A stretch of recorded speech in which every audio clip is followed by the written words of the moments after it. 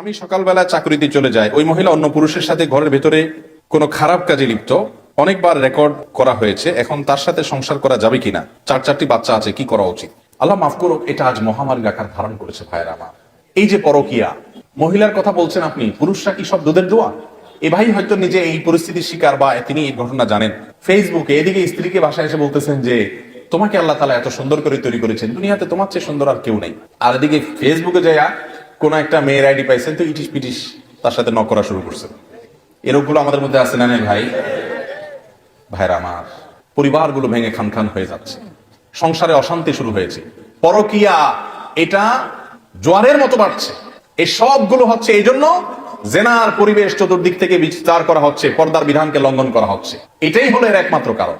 মূল মাসআলার উত্তর হলো, কোন স্বামীর কারোর স্ত্রী যদি জেনায় লিপ্ত হয়, অথবা কোন স্ত্রীর স্বামী যদি জেনায় লিপ্ত হয়, শরীয়তের মাসআলা অনুযায়ী তাদের মধ্যে সম্পর্ক ভেঙে যায় না। কেউ জেনায় লিপ্ত হলে সে আল্লাহর কাছে অপরাধী হবে, তার পাপ হবে, তার গুনাহ হবে, তার শাস্তি হবে। এর কারণে বৈবাহিক সম্পর্ক কি হবে না? নষ্ট হবে না।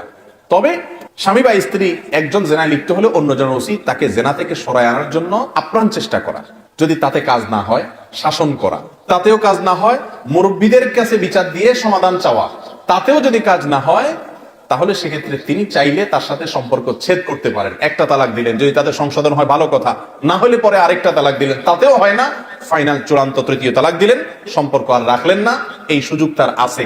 আর যদি তিনি এর সাথে ঘর করে যায়, এ আশা করে যে আল্লাহ তাকে হয়তো কখনো সংশোধন করে দিবে, তো তাতে তাদের বৈবাহিক সম্পর্কের কোনো ক্ষতি হবে না।